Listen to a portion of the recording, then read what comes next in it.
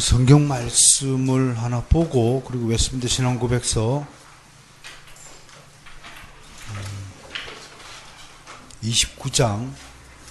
29장이죠?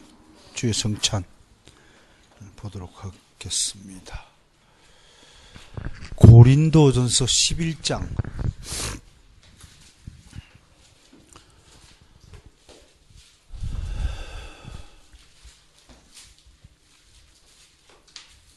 17절에서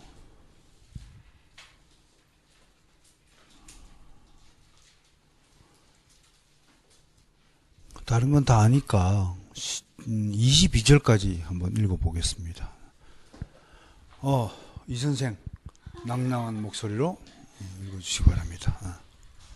내가 명하는 이에 너희를 칭찬하지 아니하나니 이는 너희 모임이 미미되고 도리어 해로운가. 먼저 너희가 교회에 모일 때 너희 중에 분쟁이 있다 함을 듣고 어느 정도 있거니와 너희 중에 파당이 있어야 너희 중에 옳다 인정함을 듣는 자들이 나타나게 되리라. 그런즉 너희가 함께 모여서 주의 만찬을 먹을 수 없으니 이는 먹을 때 각각 자기의 만찬을 먼저 갖다 먹음으로 어떤 사람은 시장하고 어떤 사람은 취함이라. 너희가 먹고 마실 집이 없느냐. 너희가 하나님의 교회를 없인 여기고 빈궁한 자들을 부끄럽게 하느냐. 내가 너희에게 무슨 말을 하랴. 너희를 칭찬하랴. 이것으로 칭찬하지 않노라. 네. 자, 이 본문 말씀을 일단은 예수님이 먼저 전제하시고 이제 주의 성찬을 명하시는 거예요. 그런데 앞에 이제 금방 우리가 읽은 이 부분을 살펴보면 예수님이 주의 성찬을 제정하신 이유가 있어요. 이유. 뭐 때문에 그러느냐? 고린도 교회는 알다시피 뭐가 제일 문제였어요? 분쟁, 파당. 그런데서 읽어보면 무슨 파가 있었어요? 바울파, 또 아볼로파, 베드로파, 그리스도파, 양파, 쪽파, 대파, 실파. 그러니까 오늘 17절에서 너희 모임이 유익하다, 해롭다. 해롭다. 해로운 모임이다. 분쟁이 있고 18절 19절 교회에 모일 때 어디에 모일 때요? 교회 바깥에서 모일 때도 너희가 팔을 하더니 교회 안에 모일 때도 분쟁을 하는 거예요. 예를 들면 이런 거예요. 이제 서로 막 보증을 써가지고 막 얽히고 설키고 했어. 그 여러분 옛날에 피라미드 판매, 다단계 그래, 다단계. 다단계 그게 기억이 안 나가지고 한참 고민했네. 다단계 얽히면 막 서로 물고 늘어지잖아요, 막. 근데 그 문제가 교회 안에서 막, 왜 니 난 돈 안 갚냐, 빌린 돈 언제 갚을 거냐. 교회 안에서까지 그런다는 얘기 한마디로, 17절, 너희의 모임이 유익이 못 되고, 평상시 모인 것도 유익이 안 되는데, 교회 안에 있을 때도 분쟁이 있다는 것을 내가 어느 정도 알고 있다는 거야. 믿거니와 얘기 들었다는 거야. 응? 그런데 19절에 실컷 싸워봐라. 원문에는 genuine among you.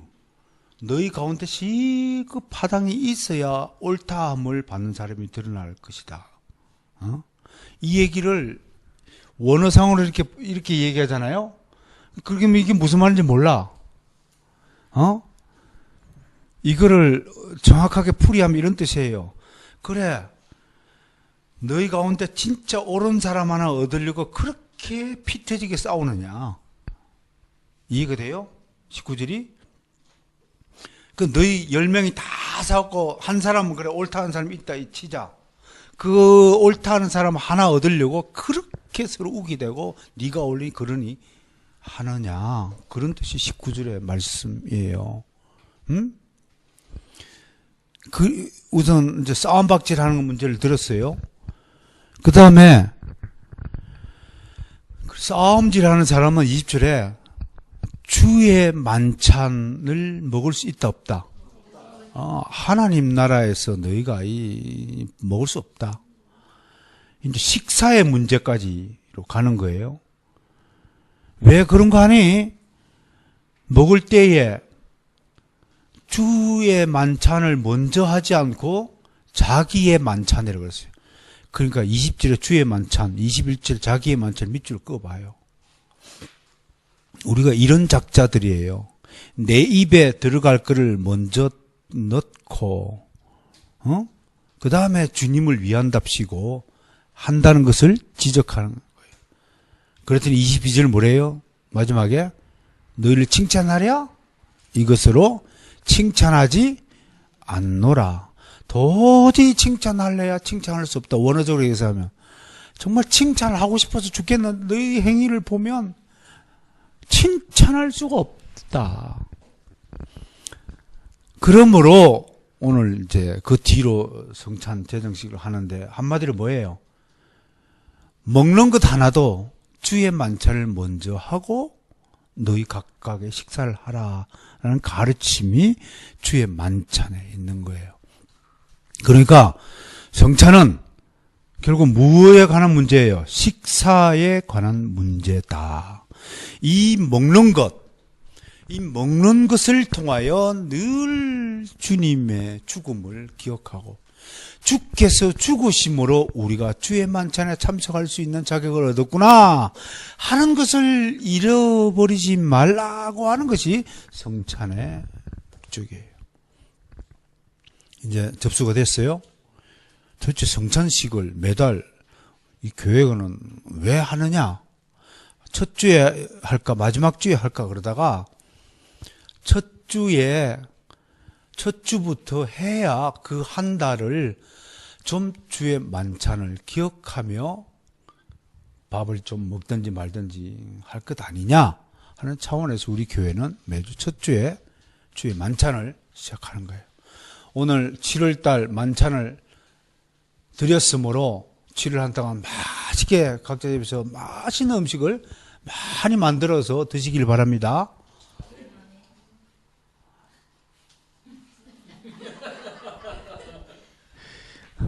문제가 좋죠. 자, 이 부분에 29장, 웨스트민스터 29장.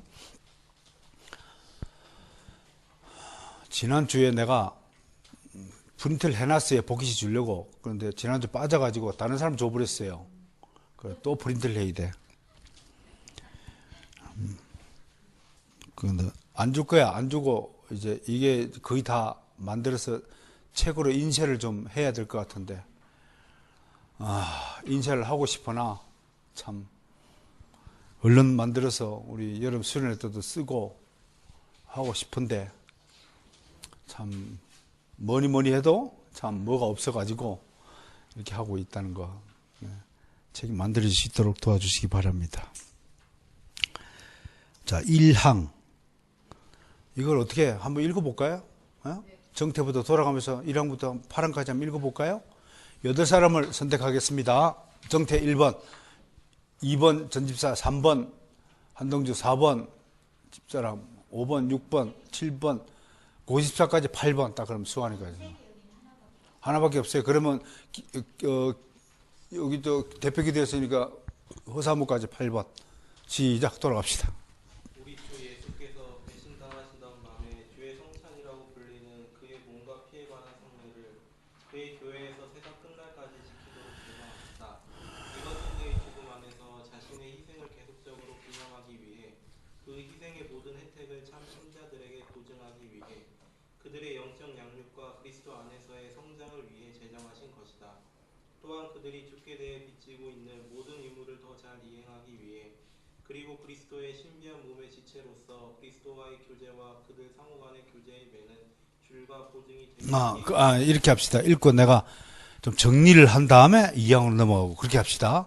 그리고 마지막에 제가 종합 해설을 하는 게 좋을 거예요. 요 1항은 한마디로 소제목을 붙이면 뭘 붙이면 좋겠어요? 성찬의 목적. 성찬의 목적이에요. 네 가지 목적이 있어요. 천천히 훑어보시면. 그러니까 공부할 때 이제 이렇게 분석해가지고 정리를 해서 넘버링을 1, 2, 3, 4 이렇게 보는 게 공부 잘하는 사람이에요. 몇 가지 목적이 있다고요? 네 가지가 첫 번째냐면 기념하다, 희생 기념. 1번은 희생 기념이다. 희생을 기념하도록 제정하셨다. 희생을 기념하는 게 뭐예요? 기념일을 왜 해요? 기념일을 기억하는 날이죠. 여러분 생일 기념을 왜 해요?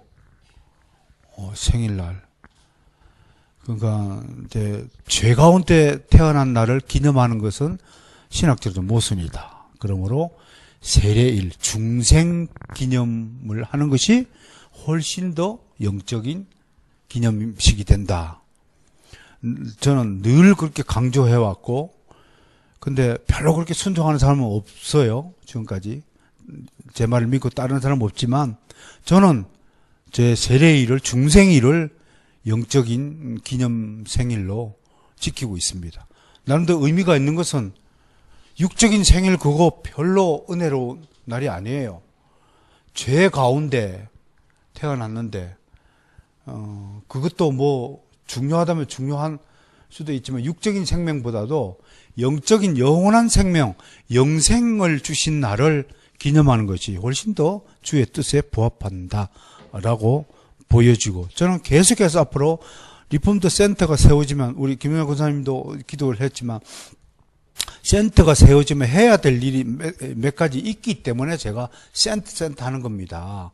오전에도 제가 교리공부 팀에게도 설명했습니다만, 요즘같이 중요한 때에 기독교의 중심 센터가 좀 있어서, 지도자가 좀 있어서, 요즘에 퀴어 축제 한다고 난리죠. 그 다음 7월달 안에 지금 이 좌파 정부에서 추진한 것이 차별금지법 통과시키려고 하죠. 근데 겨우 46,000명 서명했대요. 그래가지고 어떤 분이 저한테 전달하기를, 우리나라에 크리스찬이 46,000밖에 없다는 결정이 증거입니다. 뭐 이렇게 왔는데, 이럴 때에 그 센터에서 7월 달에는 이 내용을 가지고 전 한국교회가 설교합시다 라는 이런 그 리더가 있어야 됩니다. 우리 청교도들은 그렇게 했거든요. 중요한 문제가 닥칠 때는 전 교회에 알려서 이 주제 아래에서 설교를 좀 해달라고 부탁을 하는 겁니다. 그러니까 그런 통일된 주님의 목소리들이, 그런데 그걸 누가 결정하느냐? 그래서 제가 신학자 백인의 신학자 회의를 리폼드 센터가 설립이 되면 제가 다 임명할 거라고요. 그러니까 그분들의 의논을 거쳐서 7월 달에 한국 교회의 가장 큰 이슈는 바로 이 문제다. 이 차별금지법 통과를 막아야 된다. 이걸 못 막으면 이제 예수만이 구원이다. 그건 종교차별이에요. 결혼은 반드시 남녀 간에 해야 된다. 이건 동성애 차별이에요. 성소주. 전부 차별에 다 걸려요. 기독교의 모든 행위는 다 차별이에요. 예수 믿으세요? 전도 차별이에요. 무슨 뜻인지 몰라요? 아무튼 간땡이들은 커가지고, 믿음이 커야 되는데 우리는 간땡이만 커가지고 뭔 얘기를 하면 놀라질 않아. 참 신기해 죽겠어. 물 좀 갖다 줘요.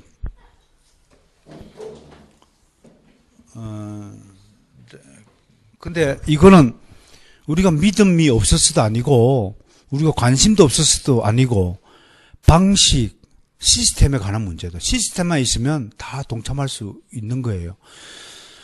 이런 거예요. 부자들 보고 가난한 사람을 도와라 그러는데, 부자들한테 가보면 어떻게 도와야 되는지 좀 가르쳐 달라고 그래요. 어떻게 도와야 되는지. 그 교회에다 갖다 주라. 교회를 어떻게 믿을 수 있느냐? 도둑놈의 교회가 얼마나 많은데. 그러니까 돈을 투자하는 사람들을, 돈을 가진 사람들의 기부나 선행을 할 수 있는 시스템을 만드는 거예요. 그러니까 이제 조그맣게 그 선교단체 같은 데에서 저는 오픈도어 선교회 제 개인적으로 선교를 합니다. 오픈도어 내 통장에서 한 달에 3만 원씩 빠져나가던가. 오픈도어 선교는 아직 복음이 전달되지 않는 곳에 복음을 전하는 거예요. 그러니까 가장 많은 피를 흘리는 곳이 어디냐면 오픈도어 선교회예요. 그러니까 북한이 기독교 핍박국가 1위예요. 그러니까 지난번 지도 보셨죠? 제가 가져다 기독교 핍박국가 랭킹 50위를 발표하고 막 이래요. 그게 별 의미 없는 것 같지만 상당히 복음의 중요성을 각인시키는데 전 일익을 담당한다고 보아요. 내가 뭐 선교한다고 자랑하는 건 아니고요. 아무튼 그러한 좀 시스템을 마련하면 그러니까 좀 선행할 수 있다는 거예요. 그러니까 위에서 누가 어떤 통일된 목소리로 한국 교회를 향해 호소합니다. 이런 메시지가 발표가 되면 그래도 따라올 교회가 있지 않을까. 앞으로 리폼드 센터에서 해야 될 일이 굉장히 많이 있다고 할 것입니다. 그래서 저 센터에서 밝히는 내용만큼은 우리가 신뢰할 수 있겠구나 하는 수준까지 열심히 우리가 땀 흘리고 섬겨야 되고 그리고 우리가 모범된 행동을 보여야 할 것입니다. 그래서 내가 사람들을 고르는 것입니다. 사람들에게 지탄받는 사람을 센터 신학자 회의에 참석시킬 수 없잖아요. 맨 입만 열면 뻥을 치는 사람이 말을 누가 믿어요? 안 그래요? 신실한 사람들 믿어야 되겠죠. genuine among you, 너희 사이에 성실한 자들을 하나님은 지금도 찾고 있다고 할 것입니다. 두 번째는 목적이 뭔가요? 희생 유익을 보증하기 위함이다. 예수 그리스도의 희생으로 말미암아 얻는 유익이 뭐라고 했냐면 영적 양육과 성장이라고 그랬어요. 영적인 유익을 얻는다고 그랬어요. 주의 만찬에 참석하면 여러분들이 주님이 베풀으시는 영적인 유익을 받을 것이라고 믿으시기 바랍니다. 그것은 돈 100억보다도 더 큰 유익이라는 사실을 믿으시길 바랍니다. 생명과 돈을 어떻게 같은 비율, 같은 가치, 등가로 견줄 수가 있겠습니까?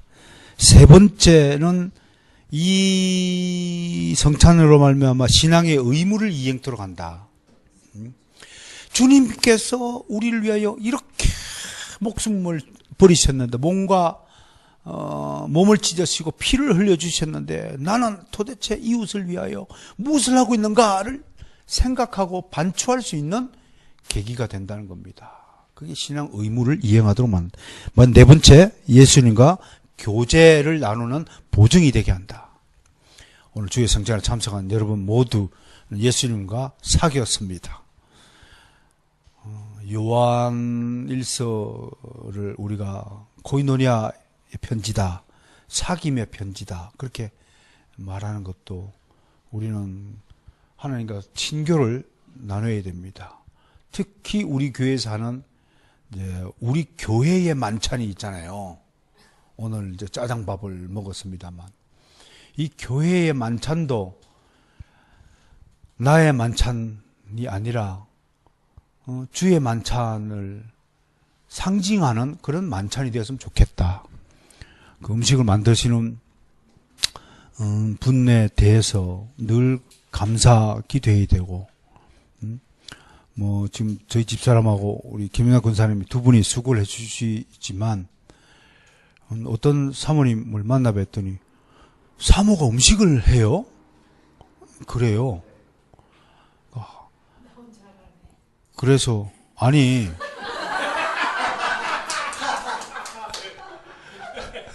해석이 그렇게 돌아가요?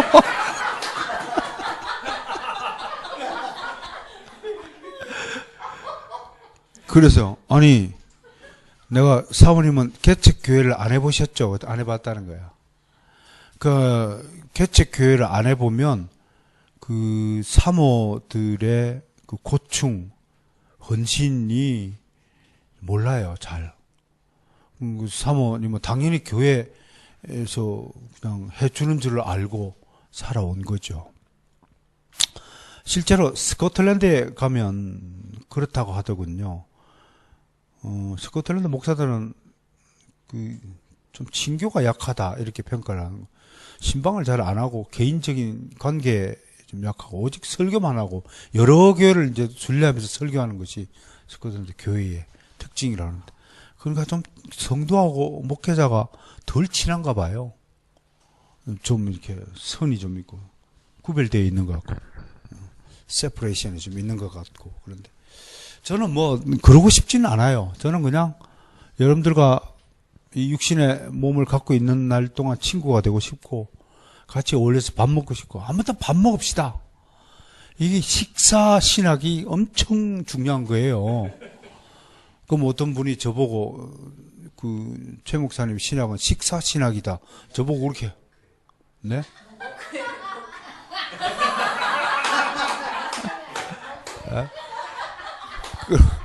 그럼 한자를 쓰든지 둘 다 식회라든지 식회. 그 칼빈도 이따가 설명하겠지만 그 기독교 강요에서 이 성찬을 설명하면서 주님과의 식사에 대해서 굉장히 강조했습니다.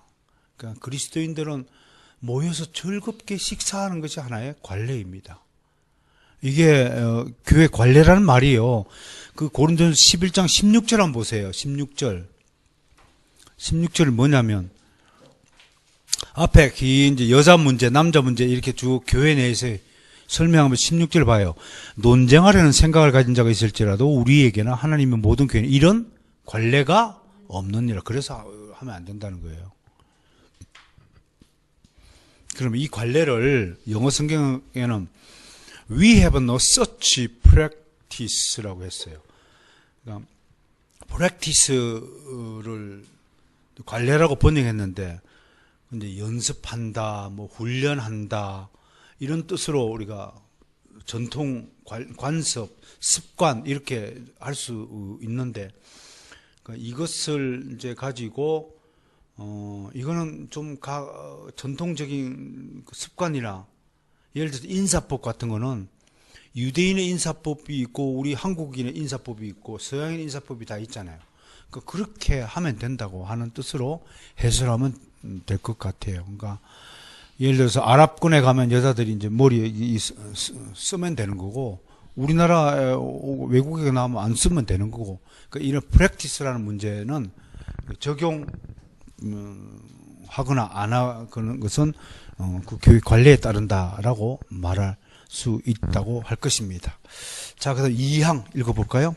이 성찬에서 그리스도는 성도에게 바쳐진 것이 없고 또 산자나 죽은 자의 죄사함을 위해 어떤 실제적인 희생제사가 드려지는 것도 결코 아니다. 다만 이것은 그리스도가 십자가에서 스스로 자신을 단번에 바친 것을 기념하는 것을 지나지 않으며 하나님께 드릴 수 있는 모든 찬양은 영적 동물입니다. 그러므로 교황주의적인 소위 미사라고 부르는 제사는 택함 받은 자들의 모든 죄를 위해 드린 유일한 화목제물이신 그리스도의 단 하나의 유일한 희생 제물에 가장 가증스럽고 새로운 것입니다. 여러분, 그 벨직 신앙 고백서, 네덜란드 신앙 고백서를 만드신 분 이름이 혹시 기억이 나요? 우리 벨직 신앙 고백서 한번 다뤘잖아요. 기도 드 불에, 기도 드 불, 오정태가 기억하네요. 기도 더 크다, 기도 더 불에. 이분이 이제 그 벨직 화란이죠, 그죠? 옛날. 있을 때 이제 수배를 당하다가 결국은 이제 감옥에 갇혔어요. 이제 이분이 상당히 평소에 사람들 친교 관계가 좋았나 봐요. 그러니까 정성집 개가 죽으면 사람이 들끓어도 정성이 죽으면 없다. 왜 없어요? 평소에 그 정성이 어떻게 살았는지를 반영한다는 거죠. 그 기도도 불에는 인간관계가 매우 좋았나 봐요. 그러니까 수감됐을 때도 많은 사람들이 찾아왔는데 심지어 가톨릭 이제 신부도 친구가 하나 있어서 찾아왔어요. 어느 날 프랑스 신부가 찾아왔더랬어요. 그 이름이 뭐냐면 리샤르도. 리샤르도라는 신부가 찾아와가지고 하는데 이게요, 사상이 다르면 절대적으로 본질적으로 친구가 될 수 없어. 고마 그냥 아이고 고생하소 그러고 갔으면 끝날 텐데 기의 감옥에 와가지고 큰 신학적인 논쟁까지 벌어졌다는 이야기가 있어요. 뭐 때문에 보느냐, 히브리스 여러분 10장 26절 한번 펴봐. 히브리스 10장 26절. 우리 요즘 히브리스 배우잖아. 10장 26절.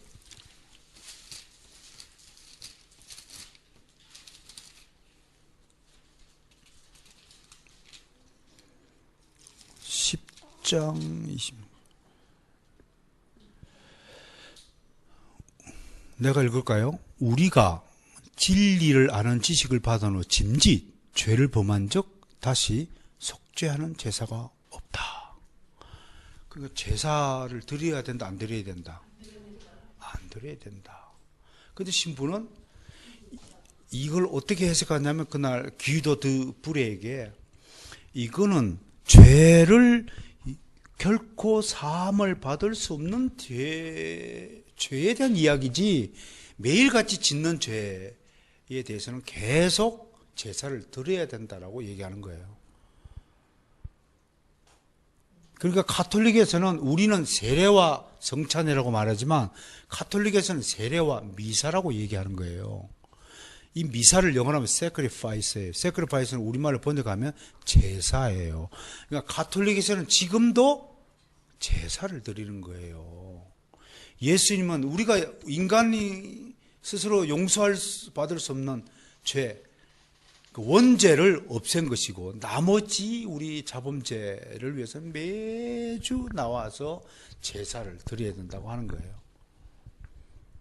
그러니까 부레가 그 얘기를 듣고 신부님, 그럼 좋습니다. 신부님이 이 히브리스 10장 26절 그렇게 다시 속죄하는 제사가 없으면 제사 안 드리면 돼요. 주님이 그거잖아요. 그러니까 이 논쟁의 핵심이 뭐냐면 미사가 제사인가 식사인가의 문제예요. 신부는 미사가 제사라고 하고 부레는 그 성찬은 주님이 말씀하신 그 성찬은 제사가 아니라 식사라고 얘기한 것이에요. 우리 종교개혁가들은 식사로 해석을 한 거예요. 그래서 우리가 떡과 포도주를 떼는 거예요. 부레가 그 얘기를 듣고 있다. 신부님, 그러면 도대체가 미사를 하라고 어디서 주님께서 말씀하셨습니까? 성경적 근거를 제시해 주라고 했더니 그것은 교황의 명령에 따라서 실시된 교회의 뭐라고? 관례, 프랙티스다. 그 근거는 아까 읽은 고린도전서 11장 16절 이렇게 근거다. 앞뒤가 맞습니까? 응? 이에 대해서 칼빈은 기독교 강령에서 뭐라고 하냐면 읽어보셨을까 알겠지만 그건 인간이 고안한 것이다. 성찬은 주님이 제정한 것이다. 친히 제정한, 그것도 친히 제정했다 그래요. 누구를 시켜서 제정한 것이 아니라 주님이 잡히시기 전날 밤 마지막 하루 전날에 죽기 전에 제자들과 떡을 띄면서 포도주를 잔을 돌리면서 직접 반포하신 제정하신 것이다. 고안한 것이 아니다. 사도들이 만들어낸 것이 아니다. 사도신경은 사도들이 주님에 대한 신앙을 고안한 것이지만 그렇지 않다 라는 문제예요. 이것을 자꾸 자유주의 신학자들이 이게 화채설이냐 무슨 설이냐 싸움으로 보는데 전혀 그가 관계없이 제사냐 식사냐 이 문제가 이 논쟁의 본질이었다라는 것을 좀 설명하고 싶습니다. 그러니까 이 칼빈 얘기를 조금 제가 좀 전달하고 싶은데 이런 얘기예요. 정리를 좀 하자면 예수 그리스도는 주의 만찬을 제정했다. 이 만찬은 주님과 함께하는 식사의 자리이다. 그분은 이 자리를 통해서 자기의 생명과 죽음과 부활의 유익을 나누어 주신다. 눈에 보이지 않는 것이지만 믿음의 식사를 통하여 주님의 영원한 생명의 유익을 우리에게 나눠주시는 자리다. 그러니까 이 성찬에 참여함으로써 주님의 생명을 나눠 받는다는데 사람들은 금과 돈을 나눠준다면 더 좋아하겠지만 불행하게도 주님은 돈과 금은 내게 없거니와 주님의 이름으로 명하노니 일어나 걸어라 하였더니 그렇게 되었듯이 이 식사에 참석한 사람만이 주님이 주시는 생명의 유익들을 공급받을 수 있다라고 해석을 한 겁니다. 그리고 어떻게 참석해야 되느냐? 믿음으로 이 만찬에 참여할 때 유익을 얻는다. 만찬의 떡은 그리스도께서 우리에게 힘을 주신다는 뜻이고 포도주는 기쁨을 주신다는 뜻이다 라고 해석을 했습니다. 이만하면 우리가 시행하고 있는 주의 만찬, 성찬식이 왜 중요한가를 아시겠죠? 주의 말씀을 듣고 설교를 듣는 것도 중요하지만 주의 만찬에 참석하여서 주님이 배분하시는 여러분들이 주시는 영적인 힘과 기쁨을 얻는 통로로서 이 성찬식이 너무나 중요하다는 것을 알 수 있을 것입니다. 자, 이제 사망을 읽어볼까요?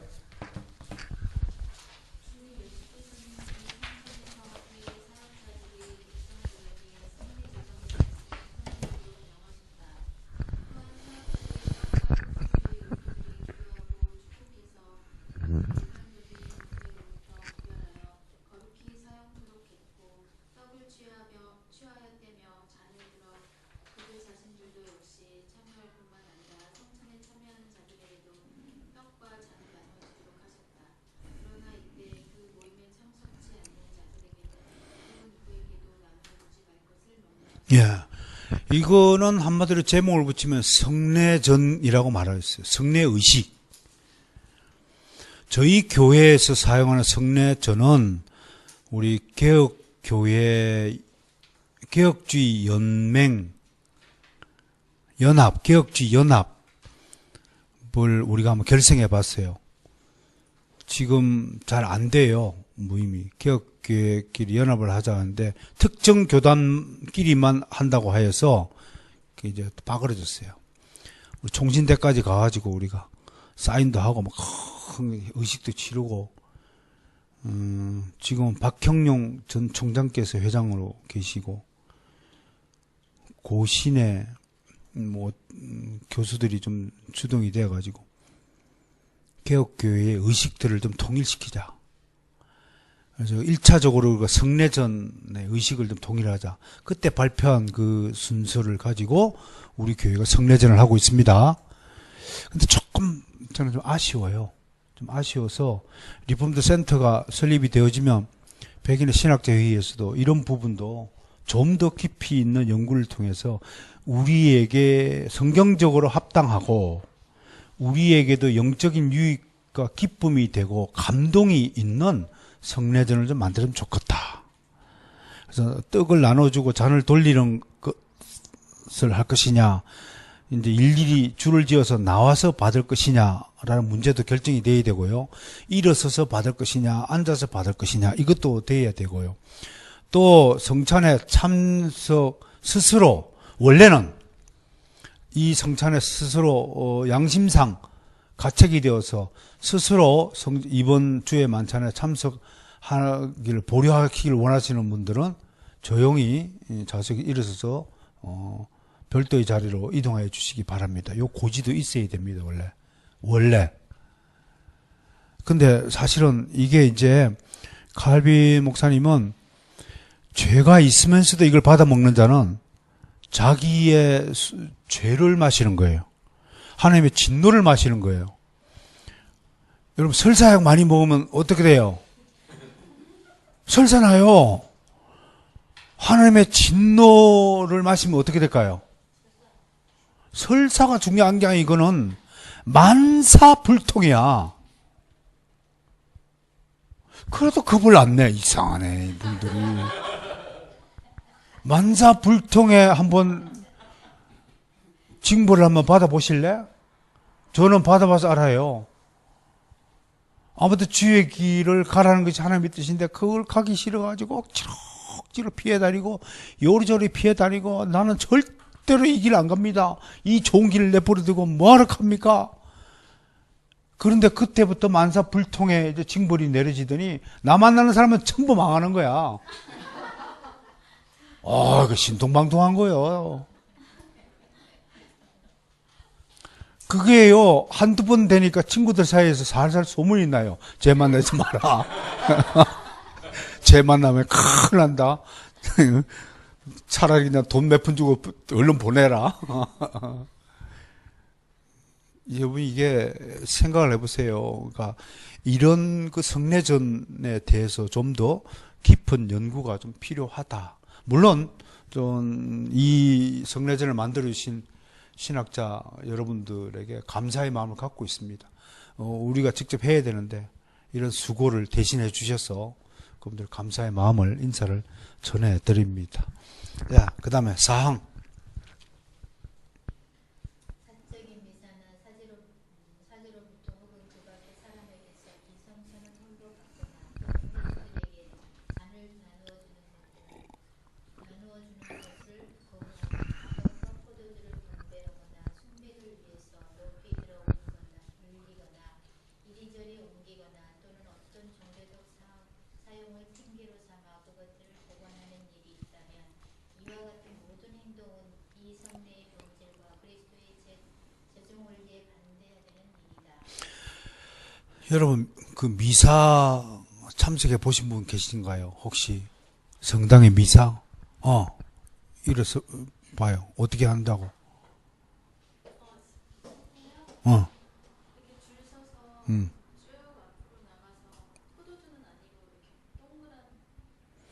그거 뭐라고 하는데 그걸 그 떡을 대신에 가라 밀떡인가 그리고 입 안에 넣어서 녹여 먹잖아요. 그것도 갈비 비판했어요. 그리고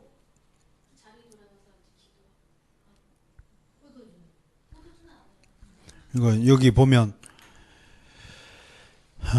회중들에게 나누어 주는 것을 권장해 주잖아요. 근데 나누어 준 것을 거부하거나 그 줄지어서 나와서 받게 하는 거는 아니 어떻게 거룩한 신부들을 수고를 끼쳐 이런 의식이 있으니까 개혁교회는 이게 이제 집례자가 잔을 들고 쭉 돌면서 나누어 주는 것이 전통이라고 우리 지금 웨스트민스터 신앙고백서가 말하는 거예요. 그러니까 요 간단한 차이를 여러분 왜 이런 차이가 있는가를 봐야 됩니다. 그러니까 나눔의 실천을 주님께서는 자신의 생명을 이거를 나누어 준다는 의식이에요. 우리가 받으러 간다는 것이 아니라 주님께서 먼저 오셔서 우리에게 자신의 유익을 나누어 준다는 측면에서 우리 교회에서 본목사님이 대신 수고해 주시지만 도는 거예요. 돌려서 나눠주는 거예요. 그러니까 어떤 대형교회 개신교이면서 성도들 앞으로 쭉 나오게 해서 받아먹는 거, 이거는 우리 웨스트민스터 신앙고백서 선조들의 규정을 어기는 거죠. 그러니까 이런 지침을 지키는 것이 좋은 관례이고 순종의 표시다라는 것을 기억해야 됩니다. 근데 참 진짜 정말 우리 한국인들은 특별한 민족 같아요. 아무튼 특별하게 말을 안 들어요. 진짜로. 특별하게 말을 안 듣고 자기 식대로 해요. 그 다음에, 높이 들어 올리거나 돌리잖아요. 이렇게 높이 들어서. 또 뭐 성호 있게 끊는 거, 뭐 이런 것들 다 그것도 미신적이고 숭배. 그럼 그렇게 보이는 거예요? 이렇게 하면 뭐 포도주가 그렇게 지나? 응? 오직 믿음으로 그렇게 좀 믿으시기 바랍니다. 인간의 어떤 제스처 행위 필요 없는 거예요. 본질은 믿음이에요. 그 얘기하는 거예요. 5번.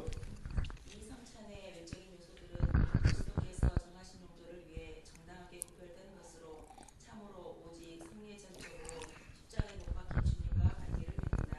이 요소들은 때로 그것들이 상징하여 주님의 몸과 피의 이름으로 불려진다. 그럼에도 그것들은 실제와 본질에 있어서 전과 같이 여전히 떡과 포도주로 나눠진다.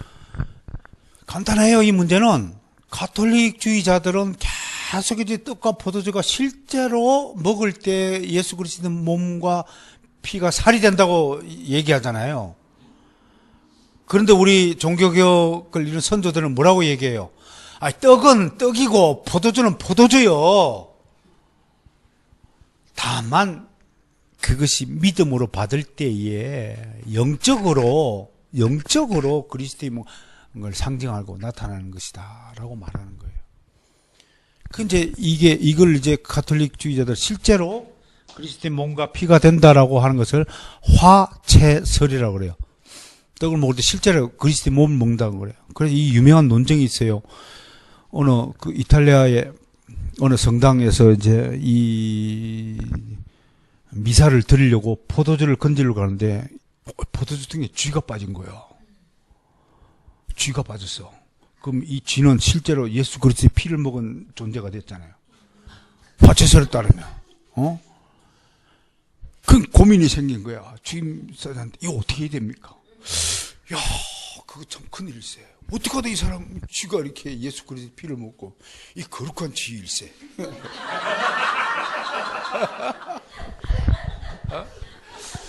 참 우리는 웃고 우스꽝스럽지만 실제로 그거를 미사를 드리는 분에게는 심각한 문제였어요.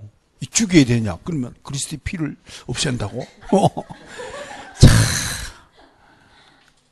여러분, 그러니까 이게 말이 안 되는 것을 만들어 두면요, 하나님이 반드시 우스꽝스러운 지경에 처하도록 역사하세요. 사기꾼을 어떻게 멸망시켜요? 자, 꼭 같이 아주 지보다 더 큰 사기꾼한테 사기를 당하도록 행복을 취하게 하시는 거예요. 이런 것 좀 볼 수 있어요. 그 다음에 실체가 사제의 공헌 또는 다른 방법으로라도 그리스도의 몸과 피의 실체로 변한다는 소위 화채설 교리는 비성경적이며 상식과 이성에도 모순된다.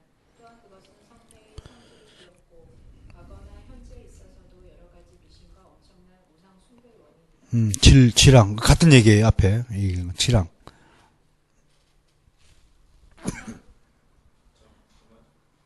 합당한 수칙이라는 이 성찬의 외적 요소에 참여하는 것이지만 참된 믿음으로 말미암아 내면적으로 받는 것이다.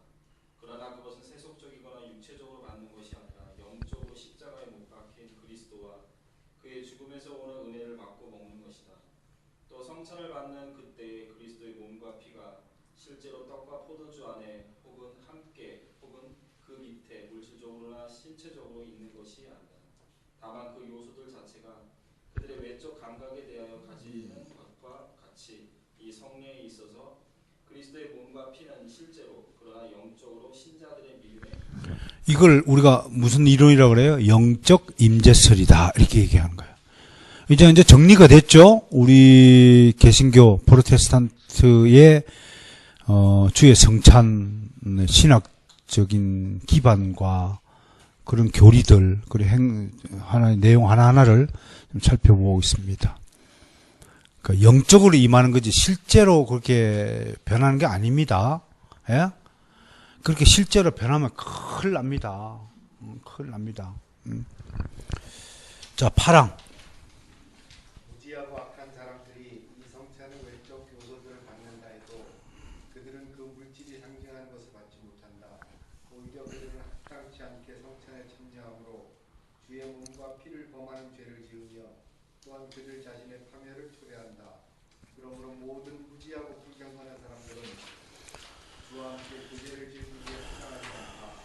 따라서 그들은 주의 성찬에 참석할 자격이 없고 또 그리스도에 대해 큰 죄를 범하지 아니하였을지라도 무지하고 불경건한 상태로 있는 동안에는 이 거룩한 신비에 참여할 수 없고 또한 참여가 허락되어질 수도 없다. 예, 제가 이걸 새롭게 번역할 때에 파랑은 제가 건드리지 않았는데 좀 고민을 했기 때문에 그리하였습니다.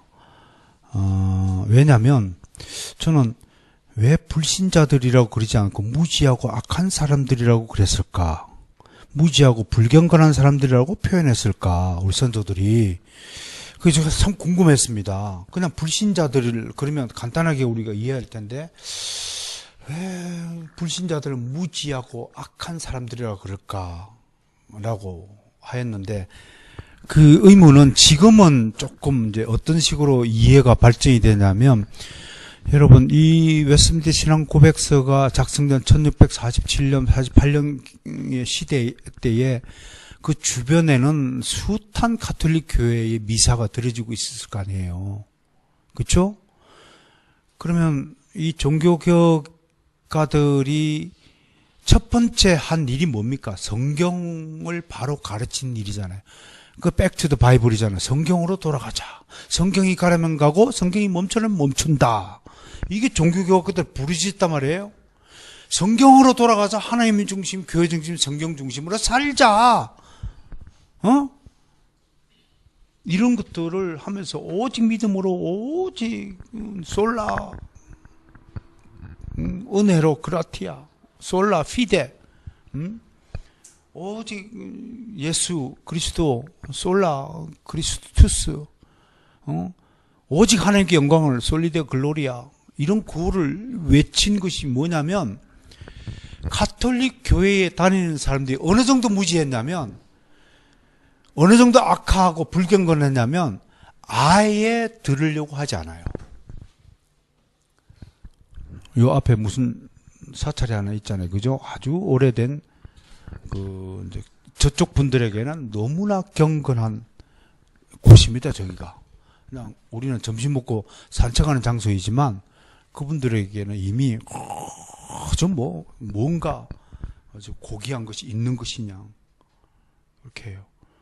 근데 저분들이 왜 악하냐 그러면 하나님의 진리의 말씀을 아예 들으려고 하지 않아요. 무슨 말 알아요? 여기 무슨 증인이라고 하는 분들이 얼마 전에 또 나타났어요. 옛날에도 나타나고 최근에 나타나고 저랑 한 10번 이상 조우를 했는데 또 그분들은 막 떠들다가 내가 얘기하려면 안 들어요. 남의 얘기는 안 들어요. 얼마나 우리 선조들이 당시에 가톨릭 성당에 다니는 사람들을 설득하고 설명하고 그래도 이분들이 얼마나 무지하였으면 이렇게 표현했을까라는 생각을 하는 거예요. 그래서 아직 좀 남겨놨습니다. 그냥 가로 열고 불신자들이라고 할까. 그래서 번역하면서 제 나름대로 고민을 했다는 흔적을 좀 말씀을 드리고요.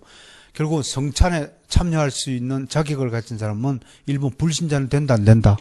안 된다 자격하고. 그 다음에 두 번째 그리스도에 대해서 큰 죄를 범하지 아니하였을지라도 무지하고 불경건한 상태에 있는 동안에는 우리 기독교를 크게 핍박하지 않는다 할지라도 세상에 법 없이 살아가는 착한 사람들일지라도 쉽게 얘기하면 이 거룩한 신비에 참여할 수 있다 없다? 없다.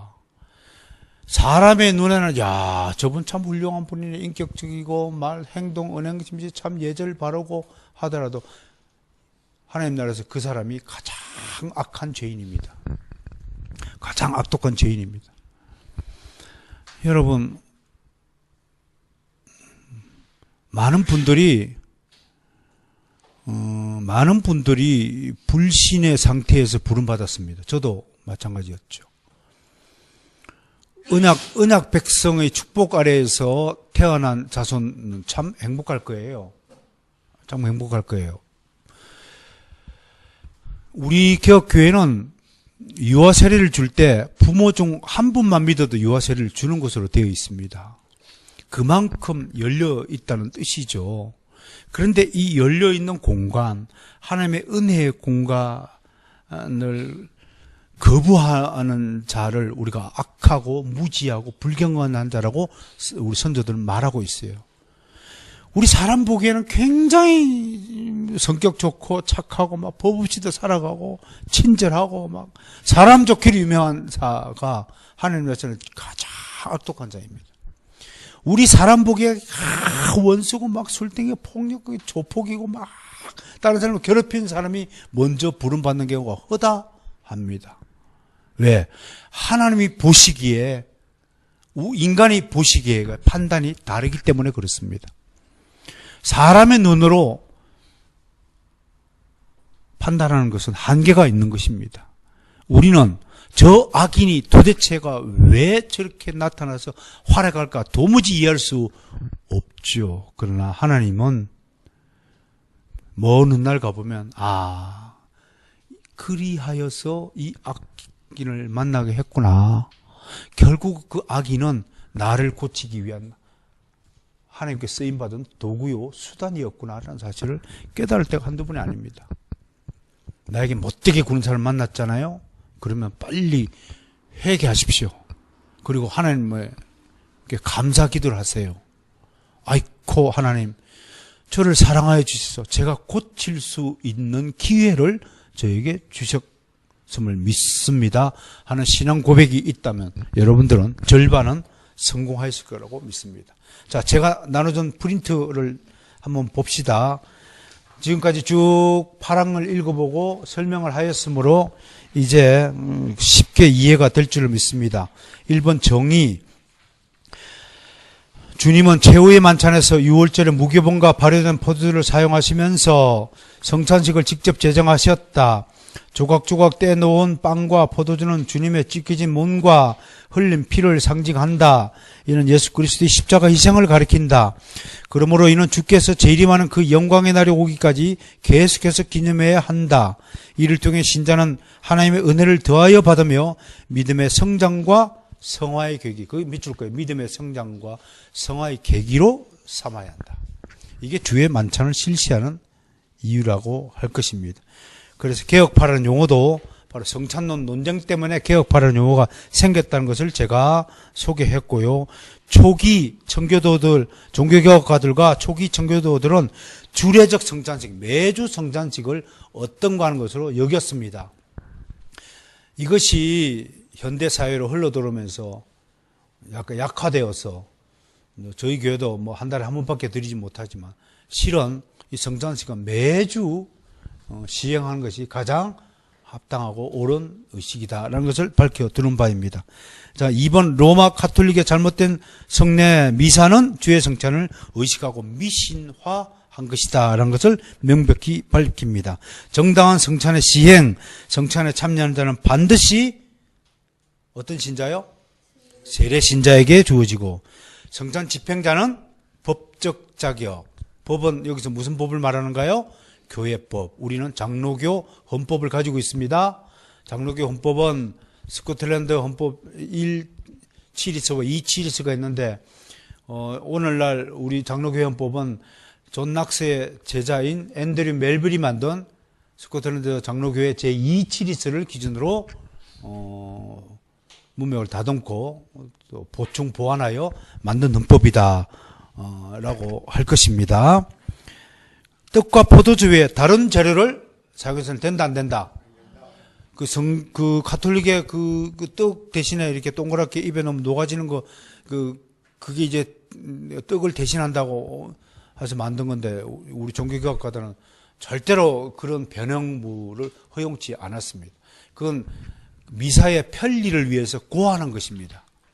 여러분, 교회에서 시행되는 모든 음식들은 주님께서 제정하지 않은 것을 시행하면 안 됩니다. 사람이 고하는 것을 교회 안에서 몰아내어야 하는 것이 종교개혁의 정신이다라고 하는 것입니다. 그 다음에 교회 밖에 있는 자, 교회의 권징을 받아 벌 아래에 있는 자, 유아를 비롯한 은나이 등 자기를 살핀 일과 주의 몸을 분별하지 못하는 자, 즉 정신병자, 정신적으로 문제가 있는 자는 성찬에 참여하지 못한다라고 말하고 있습니다. 자, 오늘 주의 성찬에 대해서 이 정도만 지식을 가지고 있어도 아주 유익을 얻으리라고 믿습니다. 다음 주는 권징에 대해서 논합니다. 도대체 어떤 경우에 권징을 하고 또 권징을 받는 자는 어떻게 해벌을 하고 등등 권징에 대해서 자세히 논하게 됩니다. 그런데 다음 주는 연합예배네요. 연합예배는 또 족장들 4명의 족장 이야기가 준비가 되어 있습니다. 한 사람도 빠지지 않고 은혜를 받으시길 바라고요. 언제까지 연합예배를 드려야 될지는 모르겠지만 아무튼 바이블 시네마가 끝날 때까지는 연합예배 해야 되지 않나 그렇게 생각을 합니다. 자, 오늘 우리 모두에게 주신 영적인 유익들을 잘 보관하여서 한 주간 동안 승리하시기를 주님을 축원합니다.